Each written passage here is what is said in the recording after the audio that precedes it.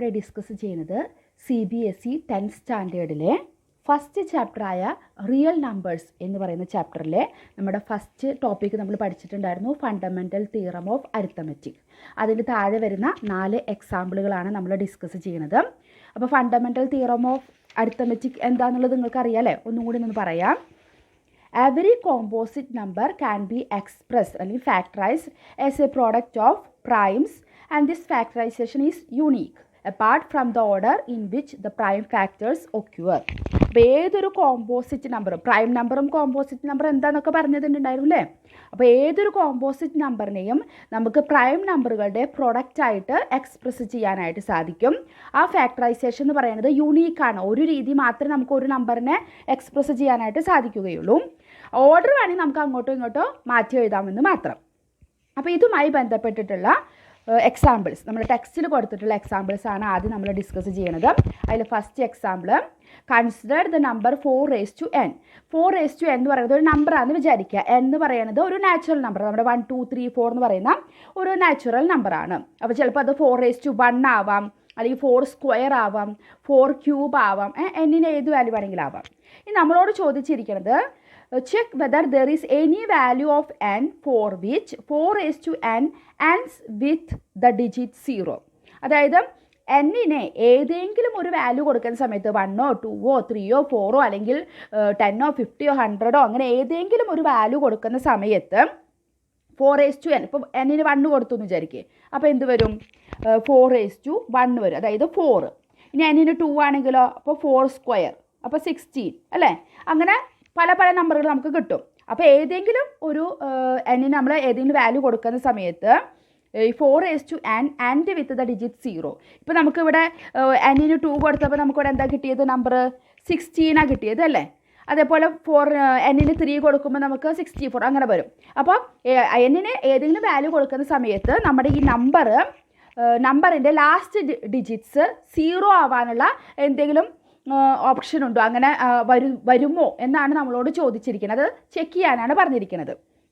അപ്പോൾ നമ്മൾ ഇവിടെ എന്നിനെ ഏതെങ്കിലും കൊടുക്കുന്ന സമയത്ത് ഇത് ഈ 4n ആൻഡ് വിത്ത് 0 ആണെന്ന് വിചാരിക്കേ, ഇത് ഡിജിറ്റ് 0, അതായത് അതിൻ്റെ ലാസ്റ്റ് ഡിജിറ്റ്സ് 0 ആവും എന്ന് വിചാരിക്കുക.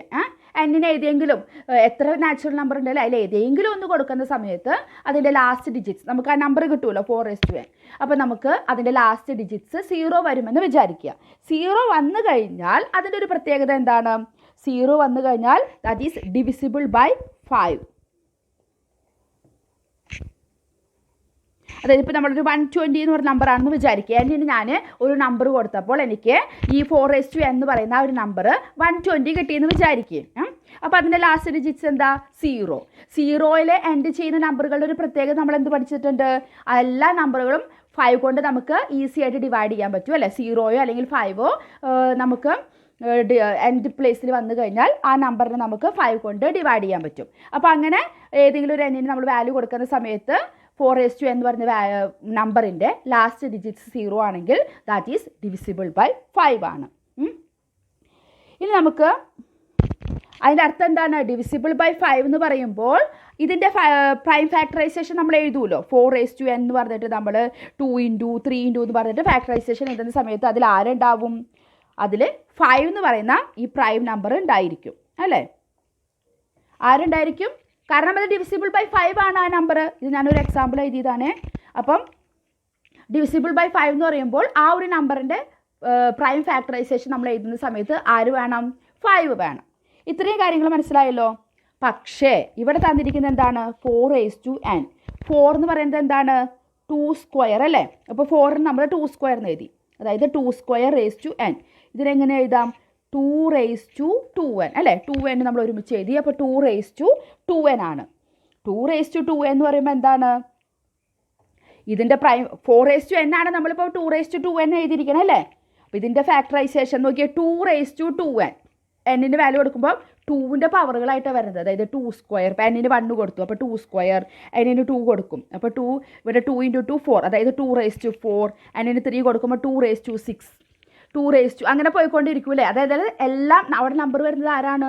2 മാത്രമേ വരുള്ളൂ. 5 വരുമോ? ഇല്ല. 5 വരണമെങ്കിൽ 5ൻ്റെ മൾട്ടിപ്പിൾ അങ്ങനെ വരണമല്ലേ. അപ്പോൾ ഇവിടെ നമ്മൾ 4n നമുക്ക് എങ്ങനെ എഴുതാം 2n. അതിൽ n ഏത് വാല്യൂ കൊടുത്തു കഴിഞ്ഞാലും എന്താണ് അവിടുത്തെ ആ ഫാക്ടറൈസേഷനിലെ ആകെ ഒരു പ്രൈം നമ്പർ വരുള്ളൂ. അത് ആരാണ് 2 ആണ്. അപ്പം 5 വരുമോ ഇല്ല. നമ്മൾ ഡിജിറ്റ്സ് ലാസ്റ്റ് ഡിജിറ്റ്സ് 0 ആയിട്ട് എടുക്കുകയാണെങ്കിൽ ആ നമ്പർ 5 കൊണ്ട് ഡിവൈഡ് ചെയ്യാൻ പറ്റും. അപ്പോൾ നമുക്ക് അതിൻ്റെ ആ നമ്പറിൻ്റെ ഫാക്ടറൈസേഷനിൽ 5 വരും എന്ന് പറഞ്ഞു. പക്ഷേ ഇങ്ങനെ എഴുതുമ്പം 5 വരില്ല, 2 മാത്രമേ വരുള്ളൂ. പിന്നെ നമ്മുടെ ഫണ്ടമെൻ്റൽ തിയറം ഓഫ് അരിത്മെറ്റിക്കിൽ നമ്മൾ പറഞ്ഞിട്ടുള്ള ഒരു പ്രത്യേക ഒരു പോയിൻ്റാണ് എന്ത് യുണീക്ക് അല്ലേ. ഏതൊരു നമ്പറിൻ്റെയും ഫാക്ടറൈസേഷൻ എഴുതുമ്പോൾ നമുക്ക് ഒറ്റ രീതിയിൽ എഴുതാൻ പറ്റുള്ളൂ, യുണീക്ക്. ആ യുണീക്ക്നെസ് വെച്ച് നമുക്ക് പറയാൻ പറ്റും 2 വരികയാണെങ്കിൽ പിന്നെ 5 വെച്ചിട്ട് വേറൊരു ഫാക്ടറൈസേഷൻ അവിടെ ഉണ്ടോ ഇല്ല. അപ്പോൾ അതുകൊണ്ട് എന്നിന് നമ്മൾ എന്ത് വാല്യൂ കൊടുത്തു കഴിഞ്ഞാലും അതിൻ്റെ ലാസ്റ്റ് ഡിജിറ്റ്സ് 4n എന്ന് പറയുന്ന നമ്പറിൻ്റെ ലാസ്റ്റ് ഡിജിറ്റ്സ് ഒരിക്കലും 0 ആവുകയില്ല. ഇത് നമുക്ക് പറഞ്ഞ് മനസ്സിലാക്കി തരേണ്ടതാണ്. അതുകൊണ്ടാണ് കുറച്ച് എക്സ്പ്ലെയിൻ ചെയ്തിട്ട് തന്നെ പറഞ്ഞു തന്നത് കേട്ടോ. അടുത്ത് നമുക്ക് രണ്ടാമത്തെ എക്സാമ്പിളിലേക്ക് പോവാം. അതിന് മുമ്പ് നമ്മൾ HCFും LCM ഒക്കെ പഠിച്ചിട്ടുണ്ടല്ലോ. ഹയസ്റ്റ് കോമൺ ഫാക്ടർ HCFും ലീസ്റ്റ് കോമൺ മൾട്ടിപ്പിൾ LCM ഒക്കെ പഠിച്ചിട്ട് നമ്മളിവിടെ വന്നിരിക്കണം അല്ലേ. അപ്പം നമുക്ക് അത് നമ്മൾ പ്രൈം ഫാക്ടറൈസേഷൻ മെത്തേഡ് വെച്ചിട്ടാണ്. നമ്മൾ ഈ തിയറൊന്നും നമ്മൾ 9th പഠിച്ചിട്ടുണ്ടായിരുന്നില്ല. നമ്മൾ പ്രൈം ഫാക്ടറൈസേഷൻ മെത്തേഡ് ഉപയോഗിച്ചിട്ട് HCF കാണുക LCM കാണുക എന്ന് നമ്മൾ പഠിച്ചിരിക്കണം അല്ലേ. അപ്പം നമുക്ക് 2 നമ്പറുകൾ തന്നിട്ടുണ്ട് 6ഉം 20യും. ഈ 2 നമ്പറിൻ്റെ LCMും HCFും നമ്മൾ പ്രൈം ഫാക്ടറൈസേഷൻ മെത്തേഡ് ഉപയോഗിച്ചിട്ട് കണ്ടുപിടിക്കണം. അപ്പം നമുക്ക് 6 ആണ് ഒരു നമ്പർ അല്ലേ. 6 നമുക്ക് എങ്ങനെ എഴുതാം ഈസി ആയിട്ട് നമുക്ക് കണ്ടുപിടിക്കാൻ പറ്റും. 2 × 3 ആണ് 6. അപ്പോൾ നമുക്ക് പവറും കൂടി എഴുതാം. കാരണം നമ്മുടെ LCM HCF എന്ന് പറയുമ്പോൾ നമ്മുടെ ലീസ്റ്റ് പവർ അതുപോലെ ഹയസ്റ്റ് പവർ എടുക്കണമല്ലോ. അതുകൊണ്ട് നമ്മൾ അതിൻ്റെ കൂടെ പവറും കൂടി എഴുതിയെന്ന് മാത്രം. ഇനി 20 ആണ് അടുത്ത നമ്പർ. 20നെ നമുക്ക് എങ്ങനെ എഴുതാം 2 × 10 ആണ് അല്ലേ. 2 × 10. പക്ഷേ 10നെ വീണ്ടും നമുക്ക് എങ്ങനെ എഴുതാം 2 × 5. അപ്പോൾ 2 × 2 × 5 ആണ് എന്ത് 20. ചെറിയ നമ്പർ ആയതുകൊണ്ട് നമുക്ക് പിന്നെ സൈഡിൽ ചെയ്യേണ്ട ആവശ്യമില്ല, നമുക്ക് ഇങ്ങനെ ചെയ്യാൻ പറ്റും. അപ്പോൾ ഇതിനെങ്ങനെ എഴുതാം 2² × 5 അല്ലേ. 2 സ്ക്വയർ വരുന്നുണ്ട്. 2² × 5. 5ന് നമുക്ക് 5⁻1 തന്നെ എഴുതാം, കാരണം ഇവിടെ പവർ കാണിക്കണമല്ലോ. അപ്പോൾ നമുക്ക് HCF ഓഫ് 6 and 20 എന്ത് വരും. HCF എന്ന് പറയുമ്പോൾ നമ്മുടെ എഴുതിയ കോമൺ ഫാക്ടേഴ്സ് നമ്മളിപ്പോൾ എഴുതിയല്ലോ, ഫാക്ടറൈസേഷൻ എഴുതിയിട്ടുണ്ടല്ലോ, അതിലെ കോമൺ നമ്പർ മാത്രമേ എടുക്കാൻ പാടുള്ളൂ. അതിൻ്റെയും ലീസ്റ്റ് എടുക്കണം. ഇപ്പോൾ ഇവിടെ 2ഉം കോമണാണ്. പക്ഷേ ഇവിടെ 2⁻1 ഉണ്ട്, ഇവിടെ 2² ഉണ്ട്. അപ്പോൾ അതിൻ്റെ ലീസ്റ്റ് പവർ എടുക്കണം. അപ്പോൾ 2⁻1. പിന്നെ ഇവിടെ 3 ഉണ്ട്, പക്ഷേ 20ൽ 3 വരുന്നുണ്ടോ ഇല്ല. ഇവിടെ 5 ഉണ്ട്, പക്ഷേ ഇവിടെ 5 വരുന്നുണ്ടോ ഇല്ല. അപ്പോൾ HCF എന്ന് പറയുന്നത് എന്താണ് 2⁻1, അതായത് 2 ആണെന്ന് കിട്ടി. ഇനി നമുക്കിതിൻ്റെ LCM കാണാം. LCM of 6 and 20. LCM എന്ന് പറയുമ്പോൾ നമ്മളതെന്താണ് നമുക്കതിൻ്റെ ഗ്രേറ്റസ്റ്റ് പവർ എല്ലാ പ്രൈം ഫാക്ടറും എടുക്കാം, അതിൻ്റെ ഗ്രേറ്റസ്റ്റ് എടുക്കുക. അപ്പോൾ ഇവിടെ 2⁻1 ഇവിടെ 2². നമുക്കതിൻ്റെ ഗ്രേറ്റസ്റ്റ് പവർ എടുക്കാം. അപ്പോൾ 2². പിന്നെ ഇവിടെ 3 ഉണ്ട്, എല്ലാതും നമുക്ക് എടുക്കാം. പിന്നെ ഇവിടെ 5 ഉണ്ട്. മറ്റേതുപോലെ കോമൺ അല്ല, എല്ലാ പ്രൈം ഫാക്ടേഴ്സും നമുക്കിവിടെ എടുക്കാം. അപ്പോൾ 2² എന്ന് പറയുമ്പോൾ 4, 4 3s are 12, 12 5s are 60. അപ്പോൾ LCM നമുക്കവിടെ എന്ത് കിട്ടി 60 ആണെന്ന് കിട്ടി. അപ്പോൾ HCF 2 ആണെന്നും LCM 60 ആണെന്ന് നമ്മൾ കണ്ടുപിടിച്ചു. ഇനി ഇതിൽ നിന്ന് ഇപ്പോൾ ഇത്രയും ഈ ക്വസ്റ്റ്യനിൽ പറഞ്ഞിട്ടുള്ളൂ. ഇനി നമ്മൾ ഇതിൽ നിന്ന് ഒരു കാര്യം നമ്മൾ പഠിക്കാൻ പോവുകയാണ്. അതായത് HCF multiplied with LCM which is equal to, ഈ നമ്പറുകൾക്ക് നമുക്ക് A എന്നും B എന്നും പേര് കൊടുക്കാം. First number A, second number B. ഇപ്പോൾ ഇവിടെ ഒരു നമ്പർ 6 ആണ്, രണ്ടാമത്തെ നമ്പർ എന്താണ് 20 ആണ്. അപ്പോൾ നമുക്ക് 2 നമ്പറുകളുടെ LCMും HCFും കൂടി മൾട്ടിപ്ലൈ ചെയ്യണതും ആ 2 നമ്പറുകൾ തമ്മിൽ മൾട്ടിപ്ലൈ ചെയ്യുന്നതും എന്തായിരിക്കും ഈക്വൽ ആയിരിക്കും. നമുക്ക് ഇവിടെ ഒന്ന് ചെക്ക് ചെയ്ത് നോക്കാം അല്ലേ. ഇവിടെ നോക്കിയേ HCF എത്ര കിട്ടിയത് 2, LCM എത്ര കിട്ടി 60. അപ്പോൾ ഇത് എത്ര കിട്ടും ഇതിൻ്റെ ആൻസർ 120. ഇനി നമ്പറുകൾ എന്തായിരുന്നു, ഒന്ന് 6, അടുത്ത നമ്പർ എന്തായിരുന്നു 20. ഇതും മൾട്ടിപ്ലൈ ചെയ്യുമ്പോൾ നമുക്കവിടെ എന്ത് കിട്ടി 120. അപ്പോൾ ഇവിടെ നോക്കിയേ 2 നമ്പറുകൾ തമ്മിൽ മൾട്ടിപ്ലൈ ചെയ്യണത് എന്തിന് ഈക്വലാണ്, ആ 2 നമ്പറുകളുടെ LCMും HCFും കൂടി മൾട്ടിപ്ലൈ ചെയ്യുക, അതിൻ്റെ പ്രോഡക്റ്റിന് ഈക്വൽ ആയിരിക്കും. അപ്പോൾ ഇത് വെച്ചിട്ട് നമുക്ക്, അപ്പോൾ ഇത് നമ്മൾ ഓർത്ത് വെച്ചിരിക്കുക. A and B എന്ന് പറയുന്നത് 2 നമ്പറുകളാണ്.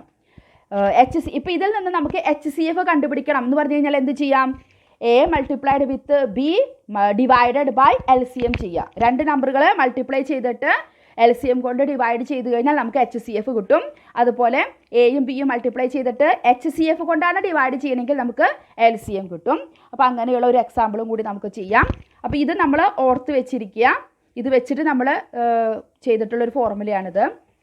ഇനി നമുക്ക് അടുത്ത എക്സാമ്പിളിലേക്ക് പോവാം. അടുത്ത എക്സാമ്പിൾ പറയണത് 2 നമ്പറുകൾ തന്നിട്ടുണ്ട്, 96ഉം 404ഉം. ഇത് വെച്ചിട്ട് നമുക്ക് എന്ത് കണ്ടുപിടിക്കണം? HCF കാണണം. HCF നമ്മുടെ പ്രൈം ഫാക്ടറൈസേഷൻ മെത്തേഡ് ഉപയോഗിച്ചിട്ട് HCF കണ്ടുപിടിക്കണം. HCF കണ്ടുപിടിച്ചതിന് ശേഷം നമ്മൾ LCM കാണാനാണ് പറഞ്ഞിരിക്കുന്നത്. നമുക്ക് HCF ഇല്ലാതെയും ഈ 2 നമ്പർ വെച്ചിട്ട് LCM കാണാൻ പറ്റും. പക്ഷേ HCF ഉപയോഗിച്ചിട്ട് നമുക്ക് LCM കാണണം. അതായത് ഇപ്പോൾ നമ്മൾ പറഞ്ഞല്ലോ ആ ഒരു ഫോർമുല ഉപയോഗിച്ചിട്ട് വേണം നമുക്ക് ചെയ്യാനായിട്ട്. അപ്പോൾ ആദ്യം നമുക്ക് ഇതിൻ്റെ HCF കാണാൻ നോക്കാം. ആദ്യത്തെ നമ്പർ എന്താണ്? 96 ആണ് അല്ലേ. 96ന് നമുക്ക് അറിയില്ലെങ്കിൽ നമുക്ക് സൈഡിലൊന്ന് എഴുതി നോക്കിയിട്ട് ചെയ്യാം. 96 എന്ന് പറയുമ്പോൾ നമുക്കതിന് 2 × 48 വരും അല്ലേ. 48ന് അഗെയിൻ 2 × 24 വരും. 24 അഗെയിൻ 2 × 12, 12 അഗെയിൻ 2 × 6, 6ന് വീണ്ടും 2 × 3. അപ്പോൾ എത്ര പ്രാവശ്യം ഒരു 2 വന്നിട്ടുണ്ട്? 1 2 3 4 5 ടൈംസ് ഉണ്ട്. അപ്പോൾ 2⁵ ഇൻറ്റു പിന്നെ ഏത് നമ്പർ ഉള്ളത്? 3. അപ്പോൾ 2⁵ ഇൻറ്റു 3. ഇനി അടുത്ത നമ്പർ എന്താണ്? 404. അതിൻ്റെ പ്രൈം ഫാക്ടറൈസേഷൻ നമുക്ക് നോക്കാം.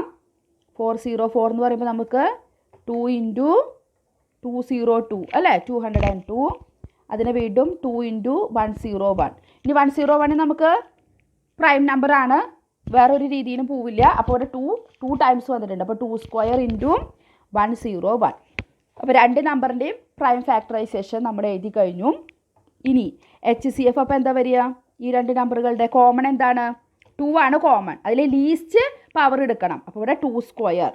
പിന്നെ 3 ഇവിടെ മാത്രമേ ഉള്ളൂ. 101 ഇവിടെ രണ്ടാമത്തെ നമ്പറിൽ മാത്രമേ ഉള്ളൂ. അപ്പോൾ 2², അതായത് 4 ആണ് നമ്മുടെ HCF എന്ന് പറയുന്നത്. ഇനി ഈ HCF ഉപയോഗിച്ചിട്ട് നമുക്ക് LCM കണ്ടുപിടിക്കണം.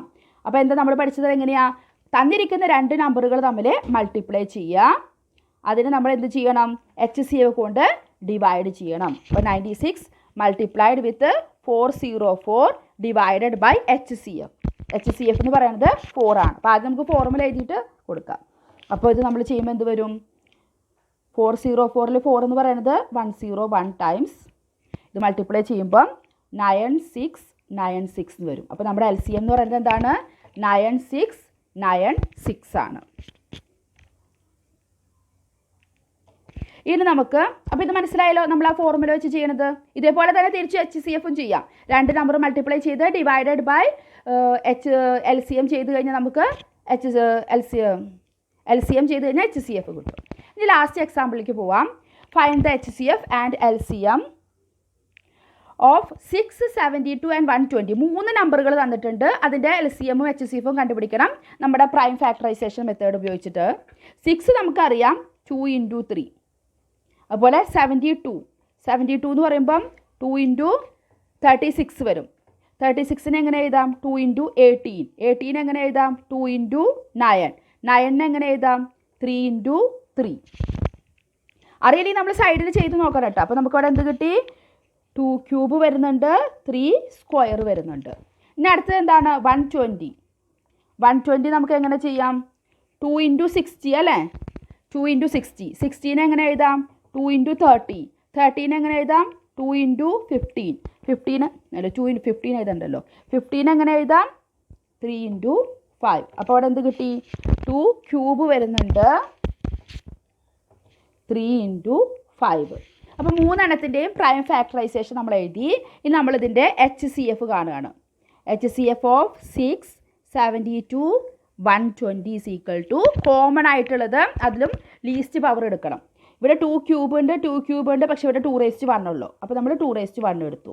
ഇനി അടുത്തത് 3 കോമൺ ആയിട്ടുണ്ട്, പക്ഷേ 3⁻1 ആണ് ലീസ്റ്റ് പവർ. അപ്പം 2⁻1 × 3⁻1, അതായത് 2 × 3. അപ്പോൾ എത്ര കിട്ടി? 6 എന്ന് കിട്ടി. ഇനി നമുക്ക് LCM കാണാം. LCM of 6, 72, 120. LCM കാണുമ്പോൾ നമുക്ക് എല്ലാ നമ്പറുകളും എടുക്കണം. അതിൻ്റെ ഏറ്റവും എന്താണ് ഹയസ്റ്റ് പവർ എടുക്കേണ്ടത്. അപ്പോൾ 2ൻ്റെ ഹയസ്റ്റ് പവർ 3 എണ്ണത്തിൽ നോക്കുമ്പോൾ 2³ ആണ്. 3ൻ്റെ ഹയസ്റ്റ് പവർ 3² ആണ്. പിന്നെ എന്തുണ്ട്? 5 വരുന്നുണ്ട് അല്ലേ, 5⁻1. ഇതെല്ലാം മൾട്ടിപ്ലൈ ചെയ്യുമ്പോൾ നമുക്ക് അവിടെ എന്ത് കിട്ടും? 360 എന്ന് കിട്ടും. അപ്പോൾ LCM എന്താണ്? 360യും HCF എന്താണ്? 6ഉം ആണ്. അപ്പോൾ നമുക്ക് മനസ്സിലായല്ലോ. ഇനി ഒരു റിമാർക്കും കൂടി പറയാനായിട്ടുണ്ട്. ഇപ്പം നമ്മൾ ഇവിടെ നേരത്തെ പറഞ്ഞു അല്ലേ, എന്താണ് 2 നമ്പറുകൾ മൾട്ടിപ്ലൈ ചെയ്യണത് എന്താണ്? അതിൻ്റെ HCF മൾട്ടിപ്ലൈഡ് വിത്ത് LCM അതിന് ഈക്വൽ ആണെന്ന് പറഞ്ഞു അല്ലേ. പക്ഷേ ഇവിടെ നമുക്ക് എന്താണ് 3 നമ്പർ ഉണ്ടായിരുന്നു നമ്മൾ ലാസ്റ്റ് ചെയ്ത എക്സാമ്പിളിൽ അല്ലേ, 6, 72, 120. ഇവിടെ നമ്മൾ ഇതിൻ്റെ HCF മൾട്ടിപ്ലൈഡ് വിത്ത് LCM ചെയ്തിട്ട് ഈ 3 നമ്പറും കൂടി മൾട്ടിപ്ലൈ ചെയ്ത് കഴിഞ്ഞാൽ അതിനെ ഈക്വൽ ആവുകയില്ല. അപ്പോൾ 2 നമ്പർ ആണെങ്കിൽ മാത്രമേ നമ്മൾ ഈ പറഞ്ഞ ഇത് സംഭവം നടക്കുള്ളൂ കേട്ടോ. 2 നമ്പറിനാണത് ഇതുള്ളൂ. 3 നമ്പർ ആണെങ്കിൽ അവിടെ അത് എന്താണ്? നോട്ട് ഈക്വൽ ടു ആണ്. HCF multiplied with LCM not equal to A into B into C. 3 number വന്നു കഴിഞ്ഞാൽ അതവിടെ ഈക്വൽ അല്ല. അത് നമ്മൾ പ്രത്യേകം ശ്രദ്ധിക്കണം. 2 നമ്പർ ആണെങ്കിൽ മാത്രമേ നമ്മുടെ ഈ ഫോർമുല ആപ്ലിക്കബിൾ ആയിട്ടുള്ളൂ. അപ്പോൾ അത് മനസ്സിലായല്ലോ. ആ ഒരു റിമാർക്കും കൂടി ഉണ്ട്. ഇനി നമുക്ക് എക്സസൈസ് 1.1 ആണ് വരുന്നത്. അതുമായിട്ട് നമുക്ക് അടുത്ത ക്ലാസ്സിൽ കാണാം. താങ്ക്